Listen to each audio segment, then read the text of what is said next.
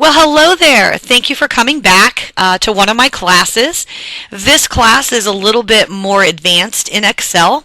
So if you have not taken the Excel for Beginners Part 1 and 2 class, I recommend that you do that first before moving on to formulas and functions and working with data. This one's going to be a little bit more fast-paced, and you're going to be doing a little bit more than what you were doing before. So it should be a good one. Just to let you know that if you're a part of the Computer ClassPass Incentive Program, you want to be listening for your secret code in this class. That way you can be on your way to prizes. So I want to go ahead and just get going. This is a pretty big class, and I want to make sure that you get all the information you can. So welcome to Microsoft Excel 2013, Formulas, Functions, and Working with Data. So here's what we're going to be covering in the Microsoft Excel 2013 Formulas, Functions, and Working with Data. We're going to be working with simple formulas and a challenge, complex formulas with a challenge, relative and absolute cell references and a challenge, functions and understanding the function Pane with the challenge, freezing panes and view options with your challenge, sorting data in a challenge, filtering data and a challenge, tables in a challenge, and chart types of charts and chart parts in a challenge. So we have a lot that we're going to be talking about in this class today. And again, this is all brought to you from gcflearnfree.org. Fantastic. You should get on their site and check out their tutorials. They've got some great information that they would love to share with you as well as myself. So don't miss out on that. So this is what we're going to be covering. Let's go ahead and start with simple formulas. For a better life.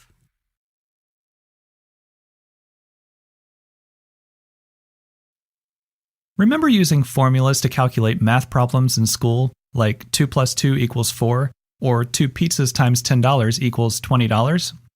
Excel can use these same formulas to work with numerical data in your spreadsheets, just like a calculator. Excel uses standard operators for its math equations, like a plus sign for addition, a minus sign for subtraction, an asterisk for multiplication, a forward slash for division, and a caret for exponents. You're probably used to seeing equations like 5 plus 5 equals, but in Excel, the equal sign comes first. This is because the cell itself contains or is equal to the formula and its value. Let's create a simple formula to add up the budgets for June and July. I've already typed in those values, and the total is going to be $1,200 plus $1,500. But instead of typing in those numbers, we're going to use cell references. Start by clicking on the cell where you want the total to appear, and then type an equal sign, which is how you'll always start a formula. Then type the address of the first cell you want to add, which is B2, plus the second cell, B3. When you're done, press Enter on your keyboard, and Excel displays the value in the cell. Now you may be wondering why we used cell references instead of numbers. The main reason is that if you ever change the values in these cells, you won't have to retype the formula. Excel will automatically recalculate the answer so it stays up to date. You should generally use cell references in your formulas whenever you can. To edit your formula, you can double-click the cell. If you make a mistake or change your mind, you can press Escape on your keyboard and it will go back to the way it was. Let's try another example, this time with multiplication. I want to calculate the total price for the plastic silverware, so I'll need to multiply cell E4 by F4. The formula is going in cell G4, so I'll click there and type an equal sign. This time, instead of typing the cell references, I'm going to use something called the point and click method. You may find that this is easier than typing them. Press the Enter key, and it calculates the answer. Finally, I want to show you a quick way to add a formula to several cells at once. Instead of typing formulas for each of these 3 cells, you can select the first one, and then locate the fill handle in the lower right corner of the cell. Click and drag the fill handle down, and when you release the mouse, it will automatically enter the formula into these cells. Now we can see the total cost for each item. This is a great shortcut to use when you want to have similar formulas on each row. Once you're comfortable creating formulas, you'll use them all the time because they really are one of the most powerful and convenient features of Excel.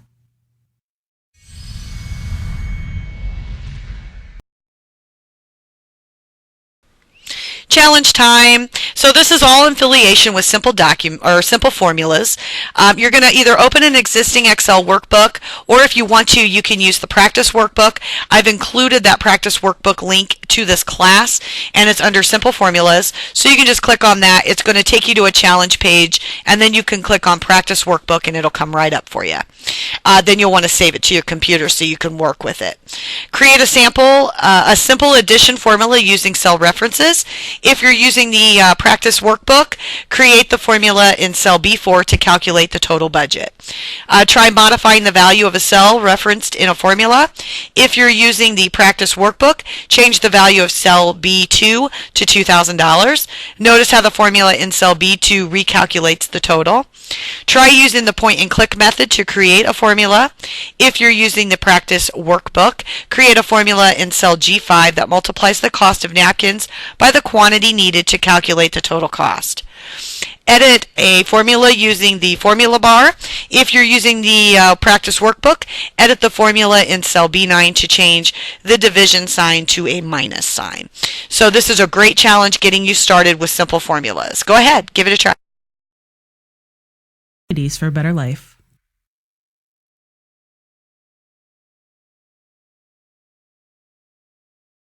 You may already have some experience creating simple formulas that have only one type of operation. But sometimes you have to create more complex formulas that do have more than one operator, for example, addition and multiplication. To do this, you'll need to understand how Excel is calculating the answer.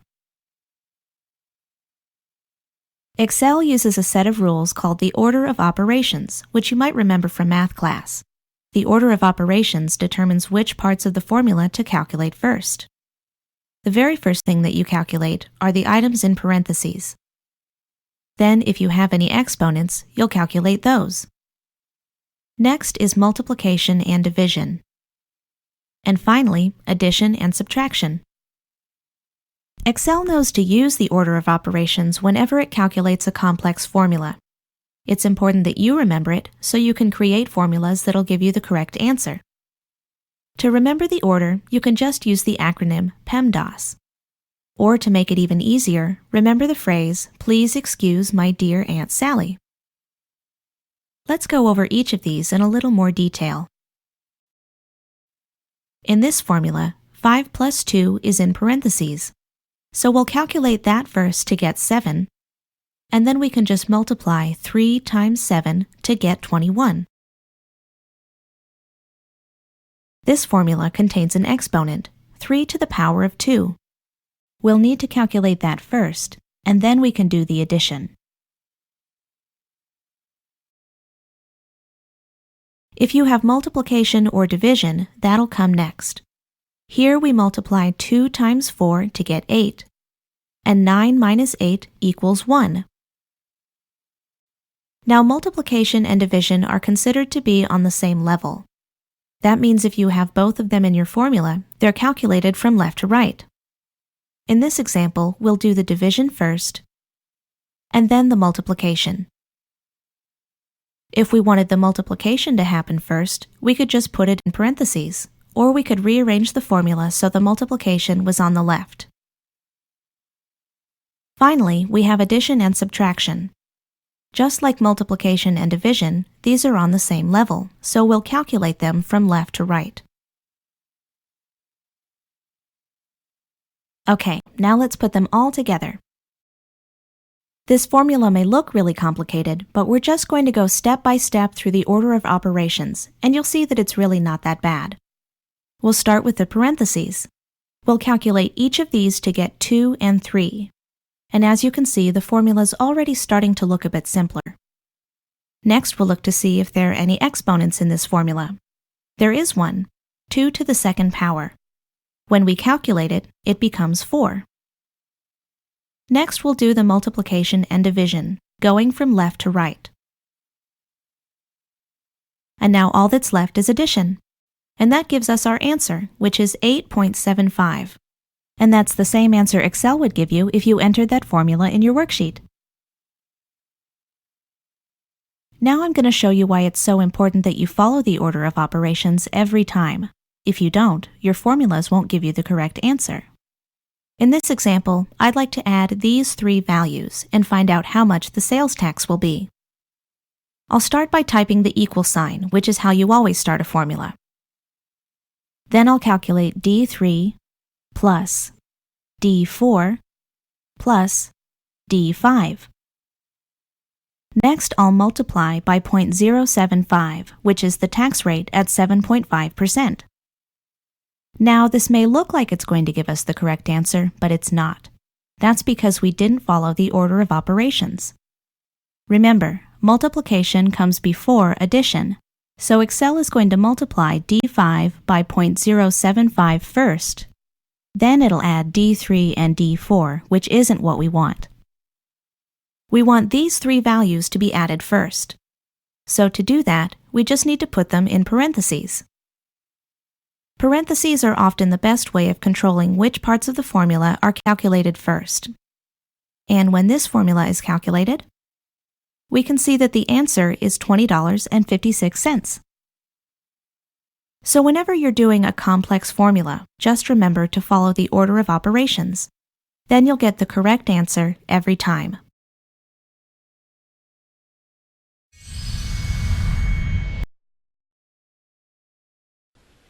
So here's a challenge for you for complex formulas.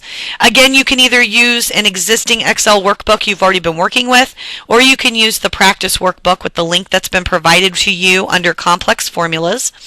Create a complex formula that will perform additional before multiplication.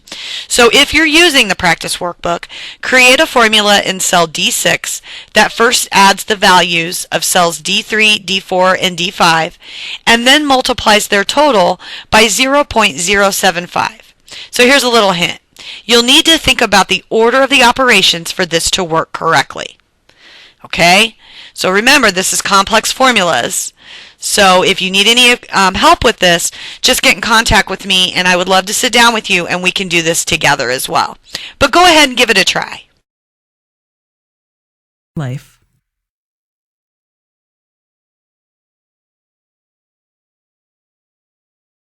There are two main types of cell references in Excel, relative and absolute. Both behave differently when copied to other cells, either as part of a formula or a function. Relative references are the default, and probably the type you're going to use for most of your formulas. In this example, I need to know the total cost of each menu item on the invoice. To do this, I'll need to multiply the values in these two cells. I'll just enter my formula here. Start by typing the equal sign, and then the formula will be B4 times C4. When you're done, press Enter on your keyboard. Now if I use the fill handle to copy this formula to all of these cells, we can double-click each copy and see that the cell references have changed automatically. So we have B5, B6, B7, and so on. That's because these are relative references. In other words, when Excel looks at our original formula, what it actually sees is the location of the cells relative to the location of the formula. That means in this case, it's looking at the two cells to the left of our current location, and those just happen to be B4 and C4. Each copy is also looking at the two cells to the left of the formula. This technique is useful because it means we can copy the formula as we did here, and the cell references will sort of move along with it. The references don't even have to be in the same row. They can be anywhere in the sheet. There may be times when you don't want the cell references to change. Take this version of the invoice. I've added a column where we can list the sales tax for each item. We should be able to enter our formula here, then copy it to the rest of the list. To get started, I'm going to enter B4 times C4 in parentheses. Then I'm going to multiply by cell E2, which contains our tax rate at 7.5%, which is the same as 0.075. Next, I'll use the fill handle to copy the formula to the rest of these cells. But wait, that doesn't look right at all. It's even affecting the formulas in the rest of the worksheet. The first copy of our formula is correct because it's multiplying by E2, which contains our tax rate. But as we go down the list, we can see that the reference is moving in relation to the cells, which isn't what we want. We want it to stay frozen on E2 for each copy of the formula, and for that, we'll need to use an absolute reference. Absolute references have a $sign placed before the column, row, or both to keep them from changing when you copy the formula to another cell. To keep the column and the row from changing, place a $sign in front of both. To keep only the row from changing, place a $sign in front of the row only. To keep only the column from changing, place a $sign in front of the column. Most of the time, you'll be using the first type of absolute reference, the one where there's a $sign before the column and the row. Let's go back to our example and add $signs before the column and the row to make E2 an absolute reference. Now if we copy the formula to the rest of this list, the errors go away and we're left with the correct sales tax for each item. The relative reference is different in each cell, but the E2 reference, our absolute reference, stays the same. Finally, I'd like to show you how to create cell references across different worksheets in the same workbook. This can be useful if you want to create a formula on one worksheet that references a value from another. It works the same as a normal reference. You just have to include the name of the worksheet along with the cell address. So to get started, figure out what cell you want to use, then take note of its location. In this example, we're going to use cell E14 on the worksheet menu order. Next, switch to the worksheet where you want to use the reference. As you can see, I already have a formula that's calculating the total of all these services. I just need to add the total for the menu order in this cell here. To reference the cell, type the name of the worksheet first, then an exclamation point, and finally the cell address. If the worksheet name includes a space, like in this example, you'll need to add single quotation marks around the name. When you're done, press Enter, and Excel will pull the value from the other worksheet. That means if cell E14 ever changes on the menu order worksheet, it'll be updated here too. Mastering cell references is the key to creating formulas that work for you and your data. Now you know how to use relative references, absolute references, and references across multiple worksheets.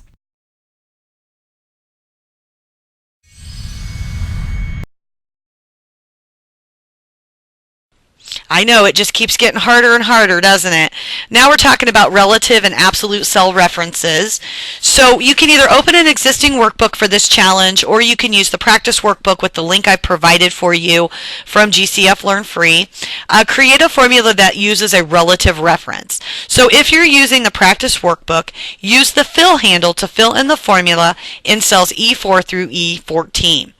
So you can double click on a cell to see the copied formula and the relative cell references. Create a formula that uses an absolute reference.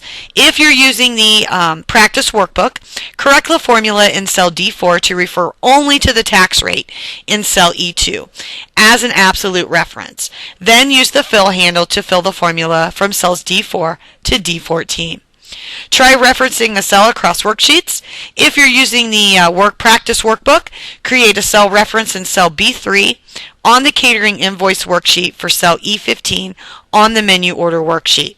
I know it sounds hard, but I promise you, you can do this. And if you're having problems, go ahead and go back and look at that relative and absolute cell references video that was played for you. That's really going to help you kind of get along with that. So, again, any problems or questions, please get in contact with me, but I think you can do this. For a better life.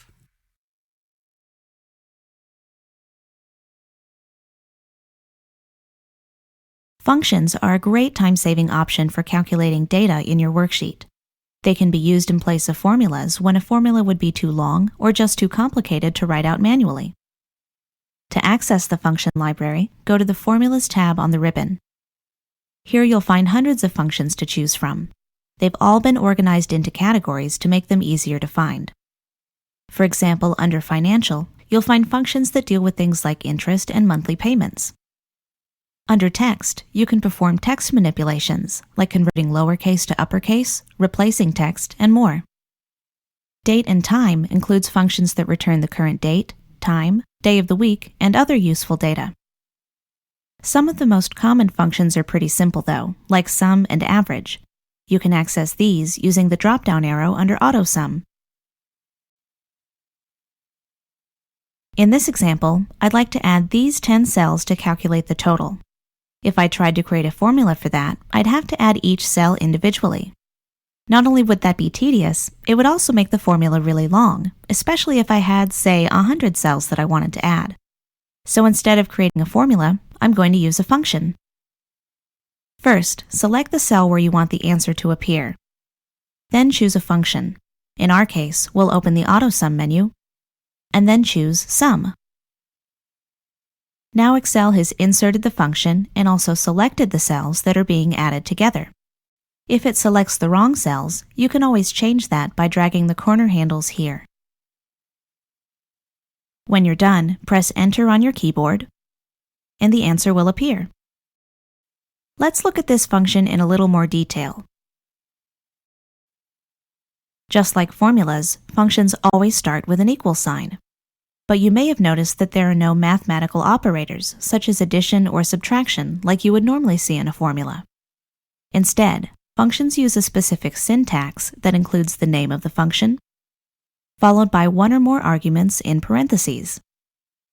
The arguments tell the function which cells or numbers to use when calculating the result. In this example, we only have one argument, even though there are two different cell references. This is called a range of cells, or a cell range. A cell range is represented by two different cell references with a colon in between. In this case, the range consists of all the cells between D3 and D12. If you want to use more than one argument, you'll need to separate each one with a comma. Let's try a different function now. In this example, we have a column for the date that each item was ordered and the date that it was received. What I'd like to know is how many business days it took for each item to be delivered. First, select the cell where you want the function to go. Then choose a function if you know what category it's in. If you don't, you can try searching for it instead. Just click the Insert Function command on the far left of the ribbon. Searching for functions can be tricky, but for more experienced users, this can be an extremely useful tool. Just type a description of the function you're looking for. I'm looking for something that'll count the number of days that have elapsed, so I'll type count days and then press Enter. We've gotten a lot of different results here. To learn more about a function, just click the name, and a description will appear below. The function called net workdays returns the number of workdays between two dates, and that's exactly what we want. So I'm just going to click OK, and another dialog box will appear. There will be separate fields for each argument in the function. This function has up to 3 arguments: start date, end date, and holidays. When you click a field, you'll see a description of it below. And if you need more help, you can click the link that says Help on this function. For the start date, I'm going to select cell E3. And for the end date, I'll select F3. We know the holidays argument is optional because it's not in bold, so I'm going to leave that one blank. Before you continue, you can check the result of the function here. When you're ready, click OK, and the function will be added to the worksheet. Just like with formulas, you can copy the function using the fill handle here. And now we can see the number of business days it took for each item to be delivered. If you've never used functions before, the syntax may seem a little strange at first. But with some practice, you're bound to get the hang of it, and soon you'll be using your favorite functions over and over.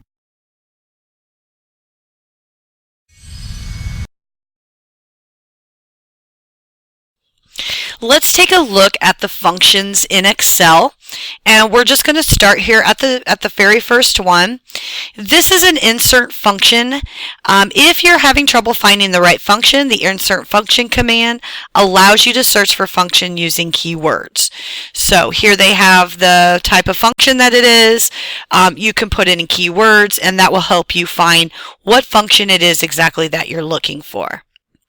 Your AutoSum command. The AutoSum command allows you to automatically return results for common functions like sum, average, and count. And you can see that here. So if you have some data in here and you use the AutoSum command, it's going to go ahead and count up that entire row for you so you don't have to do that. The recently used command gives you access to functions you've recently worked with. So that way you can get to them easier. The financial category contains functions for financial calculations like determining a payment or interest rate for a loan. So that's what the PMT stands for, is payment, and rate would be for like your fixed rate or whatever your mortgage may be. The logical function is a category check. So functions in the logical category check arguments for value or condition. So for example, if an order is more than $50, add $4.99 for shipping, but if it is more than $100, do not charge for shipping. So you can actually categorize this so that way it won't charge shipping for those who have spent over $100, or however you set that up. The text category contains functions that work with the text in arguments to perform tasks, such as converting text to lowercase or replacing text. So you can see those are your functions, and there are more in there, and you can take a look at those. The date and time category contains functions for working with dates and time. Will return results like current date and time now or seconds. So that shows you how you can convert some of those into that. Lookup and reference. The lookup reference category contains functions that will return results for finding and referencing information. So for example, you can add a hyperlink to a cell or return the value of a particular row and column intersection, which is an index. So you can look up specific references and things along those lines. Math and trig category includes functions for numerical arguments. For example, you can round values with the round. You can find the value of pi by having the pi, multiply product, and subtotal. And in your more functions, this contains additional functions under categories for statistical, engineering, cube, information, and compatibility. So you have those codes that go with those as well. So this is all about the functions in Excel. I hope you have a little bit better understanding of what each one of these category does. If you go ahead right now and minimize this video, get yourself into the functions or the formulas tab at the top, and this way you'll be able to see all those and take a better look at them. So here's your challenge for functions and understanding the function pane. You're either going to open an existing workbook, or you can go to that practice workbook that's labeled as functions, and you're going to create a function that contains one argument. If you're using the practice workbook, use the sum function in cells B16 to calculate the total quantity of items ordered. Use the AutoSum command to insert a function. If you're using the practice workbook, insert the max function in cell B23 and use the cell range D3 through D15 for the argument to find the most expensive item that was ordered. Now, explore the function library and try using the insert function command to search for different types of functions. And again, if you're having any problems with this, go ahead and go back and watch that functions video and take a look at the functions pane that we just got done looking at. And your practice workbook link is going to be under functions under this class. So that's already set for you. All you have to do is manipulate it a little bit. For a better life.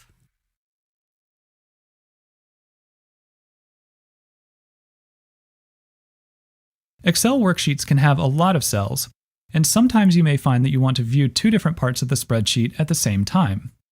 For example, in this spreadsheet, I have a list of salespeople in the first column, but when I scroll to the right, those names disappear, which makes it really hard to see who the sales data belongs to. We can fix this by freezing the first column so it will always stay visible. First, go to the View tab and click Freeze Panes. You have a few different options, but we just want to freeze the first column. Now when we scroll, we can easily see the names of each salesperson, no matter where they are in the spreadsheet. Now, this spreadsheet also has dates in the second row, and I'd like to freeze them so they'll stay visible when I scroll down. But this time it's going to work a little bit differently because it's row 2, and you can see why if you go to the Freeze Panes command. There's an option to freeze the top row, but there isn't an option to just freeze the second row by itself. Instead, we'll need to freeze the top 2 rows. Since we've already frozen the first column, we'll need to reset the spreadsheet by selecting Unfreeze Panes. And now you have 2 options. You can either select the row below the rows that you want to freeze, or you can select a single cell, such as B3. If you only select one cell, it will freeze the rows above it and also the columns to the left, and that's exactly what we want. Next, go to the Freeze Panes command and select Freeze Panes. And now you can see a thin line in between rows 2 and 3, and also a line between columns A and B.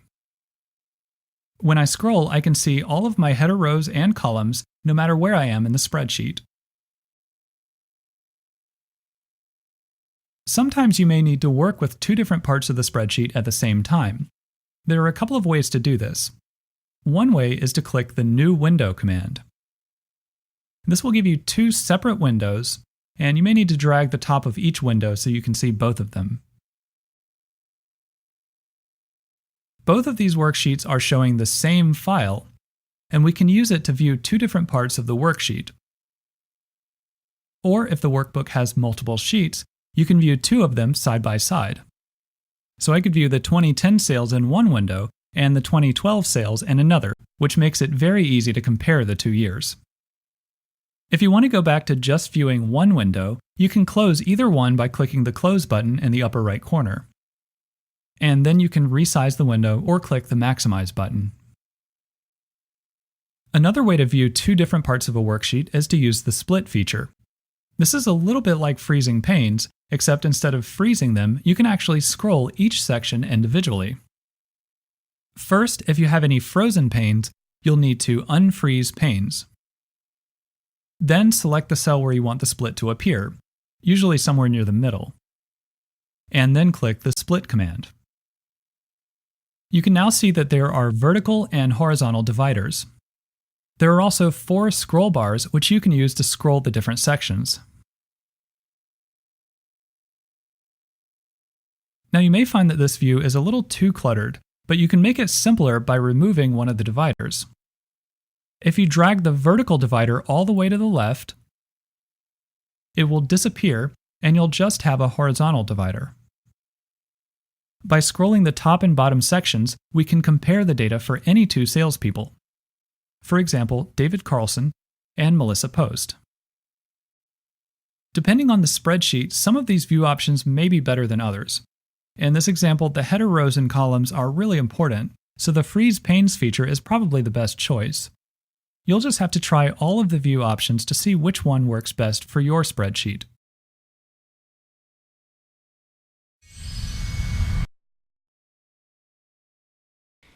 We're really getting creative with our document, or actually our workbooks and our spreadsheets now, aren't we? Because we're freezing panes and we're viewing some new options. Okay, so you're going to open an existing workbook, or you can use the Practice Workbook. Again, the link is there for you under under the comments, and it'll be labeled Freezing Panes. Try freezing a row or column in a place. If you are using the Practice Workbook, freeze the top 2 rows, which are rows 1 and 2. Try opening a new window for your workbook. Use the Split command to split your worksheet into multiple panes. Okay, so your workbook is where all your worksheets are contained. So now you can start working with the worksheets that are inside of the workbook. So get familiar with freezing the panes and viewing other options. For a better life.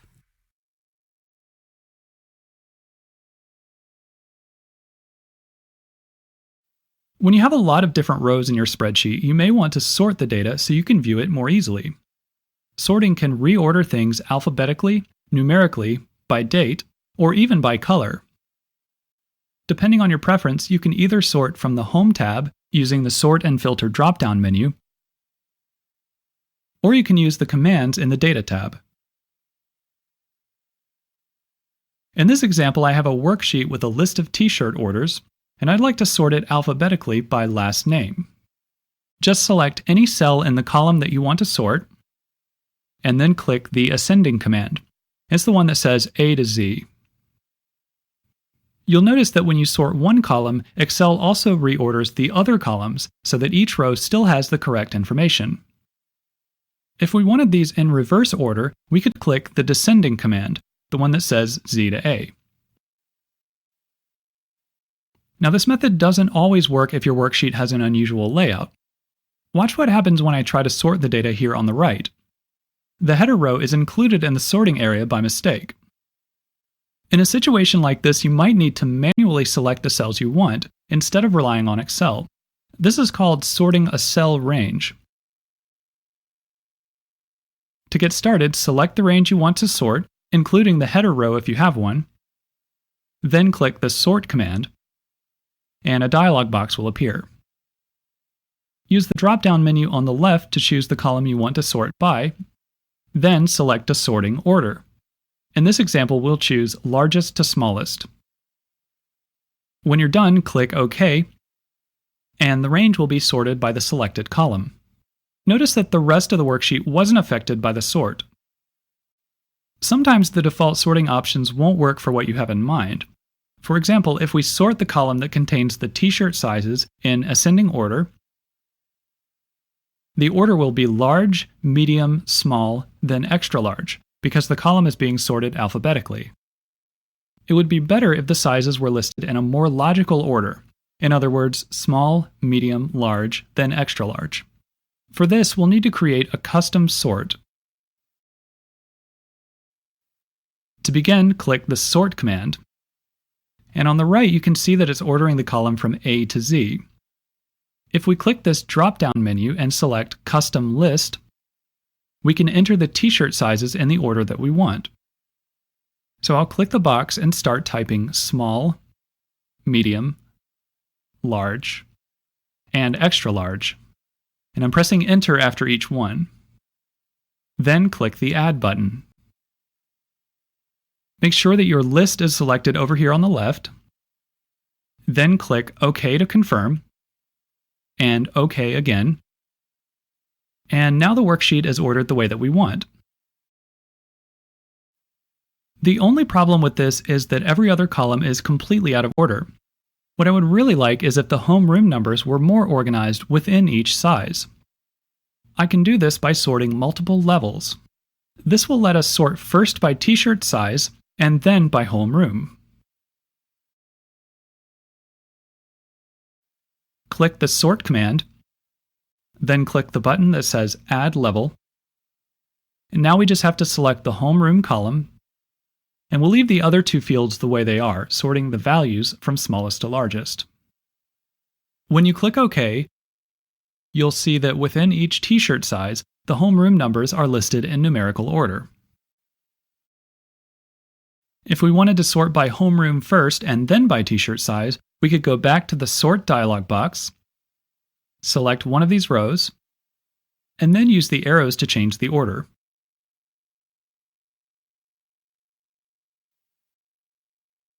To get the results you want, sometimes you need to create multiple levels or incorporate different types of custom sorting. Let's take a look at one more example. You may have noticed that some of the cells in this column are colored red, indicating that there's a problem with the student's payment.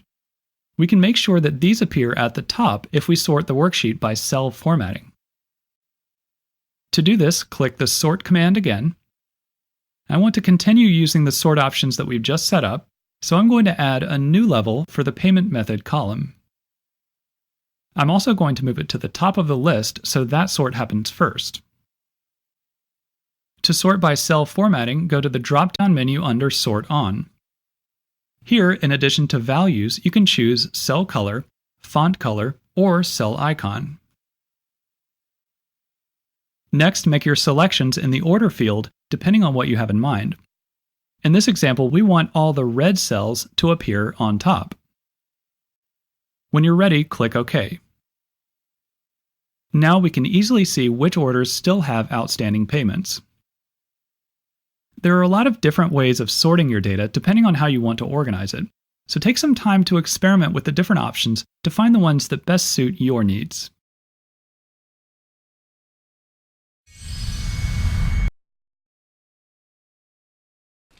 So now we've had the chance to explore sorting data. So we're going to open an existing Excel workbook to do this challenge. And again, you can use the Practice Workbook. The link is provided for you under comments. And you're going to sort a worksheet in ascending sort, ascending, or descending sort, descending order. If you're using the Practice Workbook, you can sort by homeroom number, column A. Sort a cell range. If you're using the workbook, sort the cell range in the cell range G3 through H7 from highest to lowest by order. So that would be column H. You can add a level to the sort and sort it by cell color, font color, or cell icon. If you're using the workbook, the practice one, add a second level to sort by cell color in column E. Add another level and sort it using a custom list. If you're using the practice workbook, create a custom list to sort by t-shirt size, which would be in column D, in the order of small, medium, large, and extra large. Change the sorting priority. If you're using the practice workbook, reorder the list to sort by t-shirt size, column D, homeroom number, column A, and last name, column C. So this is going to all be under sorting data if you're using that practice workbook link, but I think you're going to be okay with this. I don't think it's too terribly hard.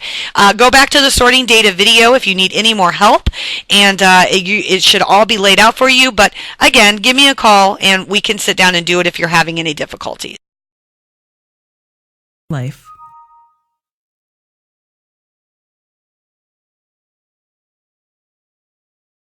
Filtering is a great feature of Excel that gives you a lot of control over which parts of your worksheet are displayed. You can use it to show only the information you need or find something specific while hiding the rest of the data temporarily. Now it's important that you have a header row because the filtering tools actually get added to the cells in the header row. In this example, I have an equipment checkout log, and there are a lot of things to keep track of, so I'd like to use some of the filters to simplify it. First, go to the Data tab and click the Filter command. And you'll see these drop-down arrows added to your header row. These are what you'll use to access all of the filtering options. Here you'll see a list of all of the different values that appear in this column. I'd like to just view the laptops and projectors, so I'll uncheck this box to quickly deselect everything, then check Laptop and Projector. Click OK. And now the drop-down arrow has changed to a different icon to show that there is a filter in this column. We can narrow down this data even further by adding another filter to a different column. Let's filter by the date that the items were checked out. This shows all of the months that appear in this column, so I'll uncheck the months that I don't want, then click OK. To get rid of any filter, just click the icon again, and select Clear Filter.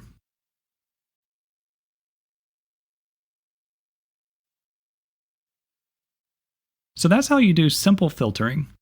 And now let's look at some more advanced techniques. Using the same menu, we can also search for values that appear in this column.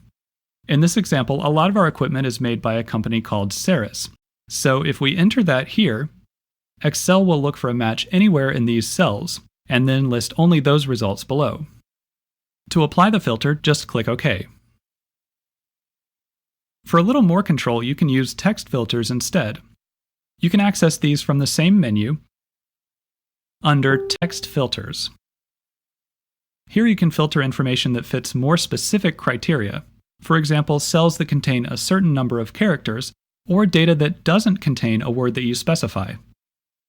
In this example, we're going to choose Does Not Contain, and then enter Laptop to exclude anything that contains this word, including laptops and laptop travel bags. Click OK, and Excel will refilter the data. Next, let's say I only want to show items where the ID number is between 3,000 and 6,000. I can click the drop-down arrow and go to Number Filters. There are a lot of different options here, but for what I need, I'm going to choose between. Now I can type in whatever values I want in these two fields. So this will show rows that are greater than or equal to 3,000 and less than or equal to 6,000. Click OK. And now all of these values are between 3,000 and 6,000. Date filters are really cool because they can display data from a certain time period, such as last year, next quarter, between two dates, and more. In this example, I'd like to find out which items were checked out this week. All you have to do is go to Date Filters, and you'll find many options to choose from. I'll select This Week. At this point, we have 3 different filters applied to the worksheet, so it's filtering out most of the items and just showing the ones that meet all of the criteria. If you'd like to remove any of the filters, you can clear them one by one like I showed you before, or you can turn off filtering altogether. Just click the Filter command again. As you can see, filtering can narrow things down really quickly, and it gives you so many different options you can probably find a use for it with any worksheet.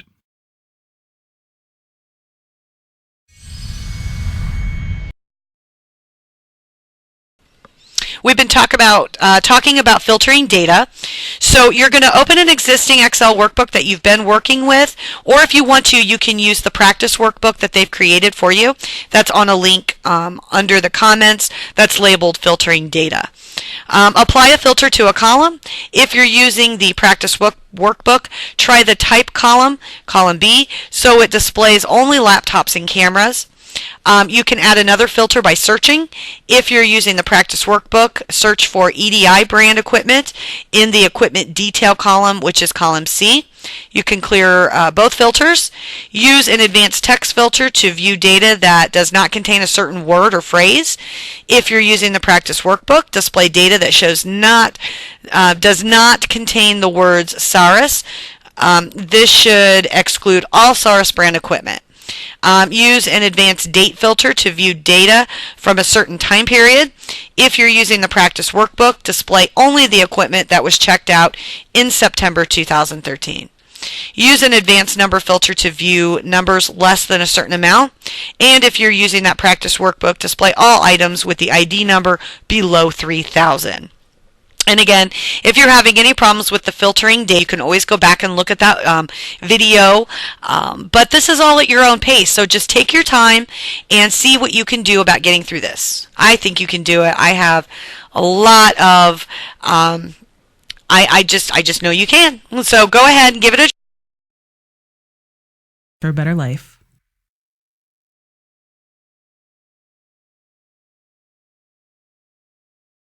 Tables are a great way to add more advanced formatting to your worksheets, like banded rows, preset color schemes, and other design elements that can save you tons of time. Let's take a look. To create a table, all you have to do is select the cells you want to include, then click the Format as Table command on the Home tab. Here you'll find several different styles to choose from.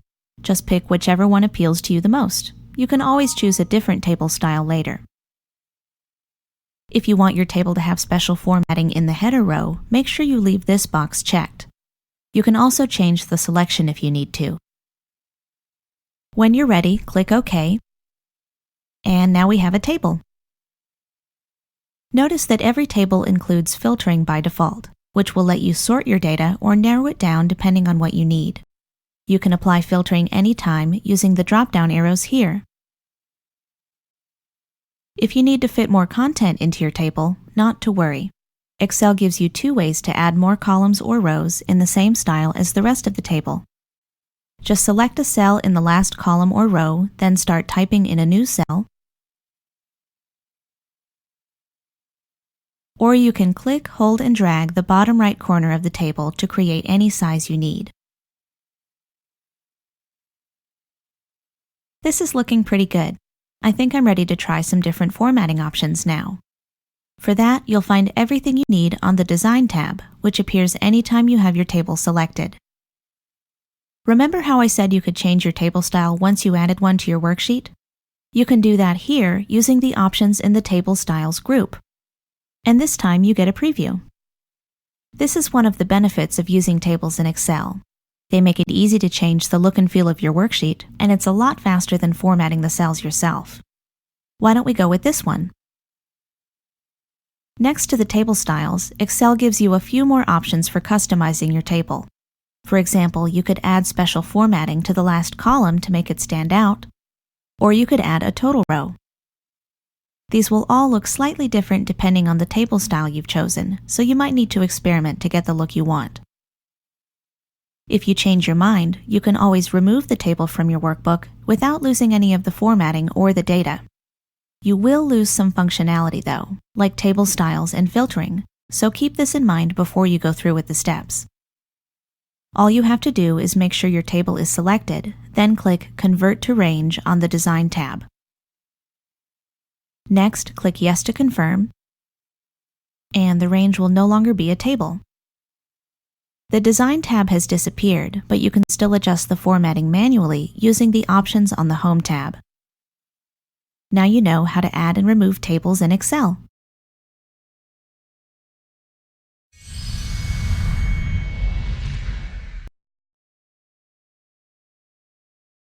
Tables are so fun to play around with, and charts are too, and that's what's coming up next.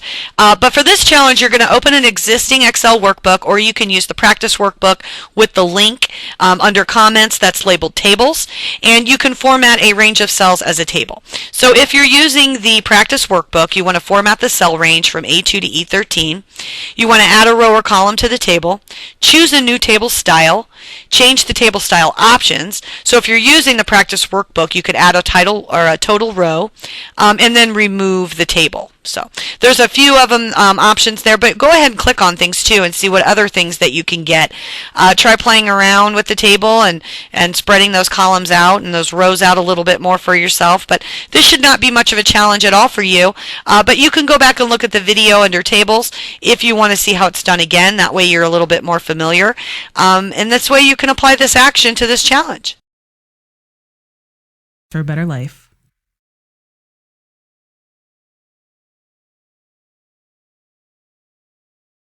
When working with numerical data in Excel, sometimes a chart is just what you need to show the meaning behind the numbers.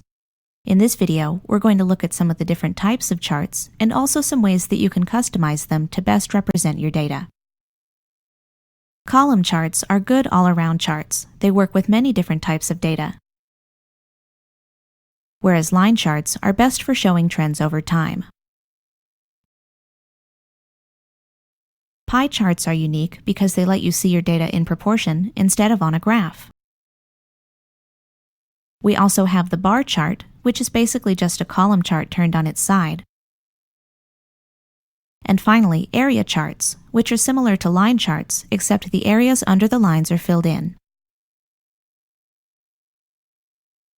In this example, I have a table of sales figures for a bookstore. They're organized by genre and year, but it's hard to see any trends without looking at the numbers one by one. A chart would make things much easier. To create a chart, select your data, including any headers that you want to use. Then go to the Insert tab and look to the commands in the Charts group. For this data, I think I'll go with something in the column category. This one looks nice and simple. Okay, this is a lot clearer. Now I can see that sci-fi and fantasy have the strongest sales with an all-time high in 2009. How do I know this column is from 2009? Well, below the chart, there's a type of key called a legend, and this tells us what each color represents. Right now, the columns are grouped by genre, but you might prefer to see them grouped by year instead. There's an easy way to make this change. Just make sure the chart is selected, then click Switch Row/Column on the Design tab. See how the chart has been rearranged? Basically, it's the same data, but the years and the genres have switched places. You can always experiment with this to see which option is going to work best for your data. If you want to try a different chart altogether, click the Change Chart Type command on the far right of the tab, then pick something else from the dialog box. I think I'll go with a line chart this time. Line charts work well for data like this. For example, we can see right away that romance novels are starting to catch up to sci-fi and fantasy, but mystery sales have stayed consistently low. If you want, you can change the chart style to give your chart a different look and feel. As you can see, you have several different options to choose from. You can also change the chart layout itself. Just go to the Quick Layout command and make a selection from the menu. Not all of these options will work well for the data in your chart. Just keep going until you find something you like. Why don't we go with something a little bit like this? You can make further adjustments using the Add Chart Element command or the Chart Elements shortcut. Just look for the button with the plus sign. Here you can add or remove elements from your chart depending on your preferences. Or you can click the arrow to the right to access even more options.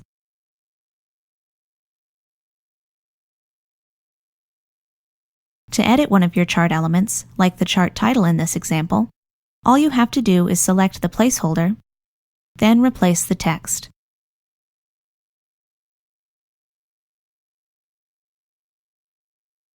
Finally, whenever you insert a chart, it appears on the same sheet as the source data by default. If you want, you can move it to a different worksheet by following these steps. First, make sure your chart is selected, then click the Move Chart command. Next, select the sheet where you want the chart to go. In this example, we'll choose New Sheet. When you're ready, click OK, and now the chart appears in whatever location you chose. Charts are a great tool for presenting numerical data and also enhancing your worksheets in Excel. With so many options to choose from, you can achieve exactly the result you want.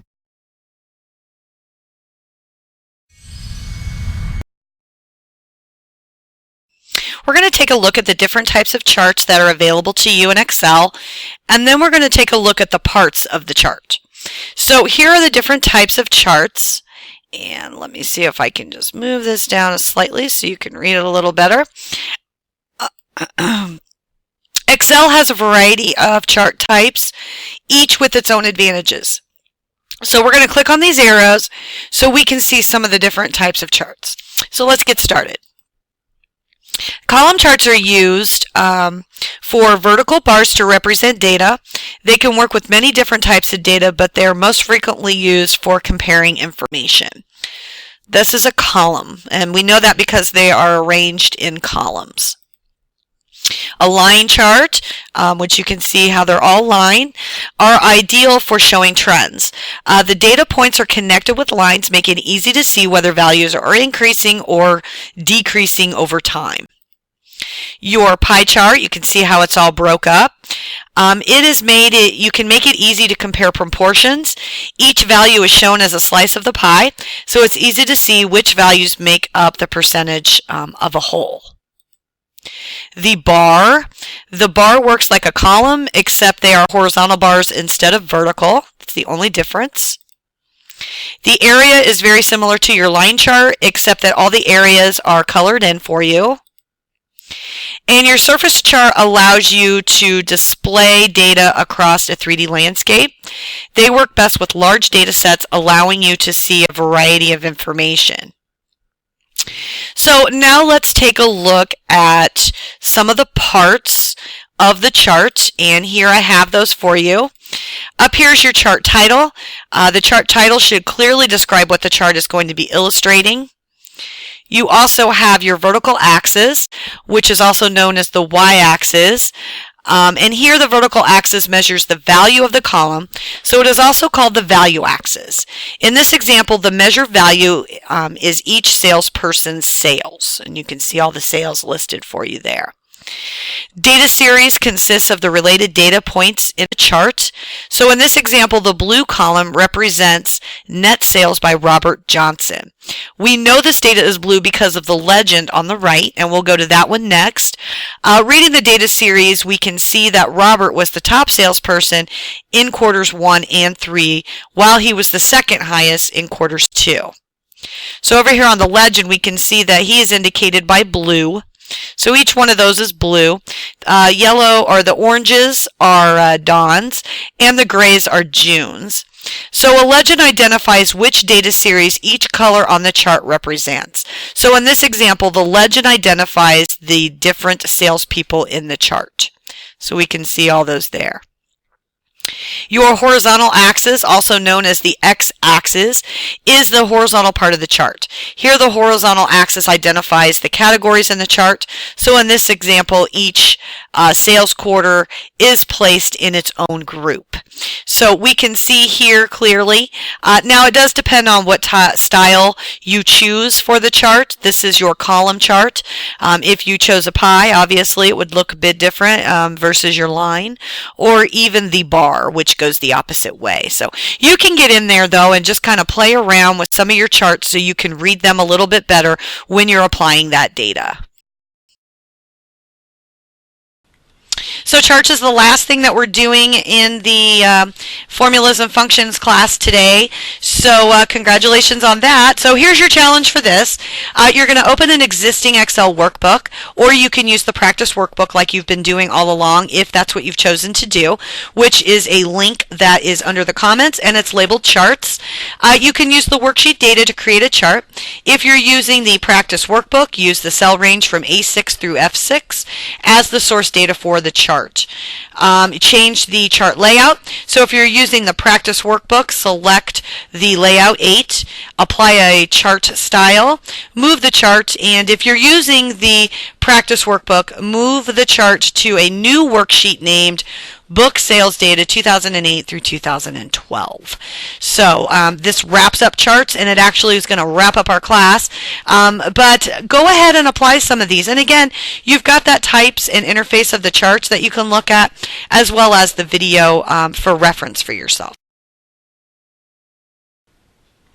Congratulations and thank you so much for watching the class today.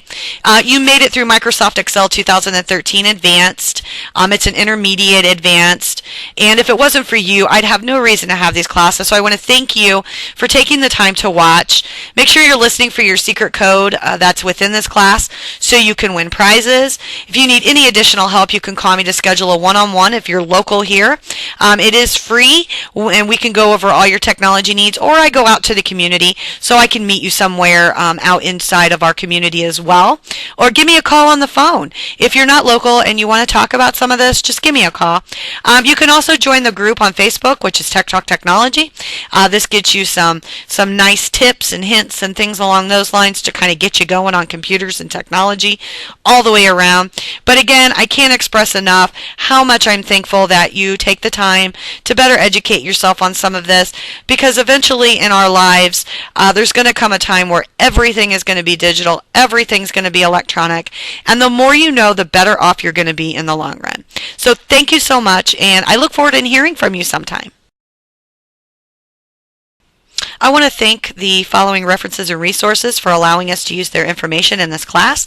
Without these references and resources, we would not have been able to have this class today, so thank you very much.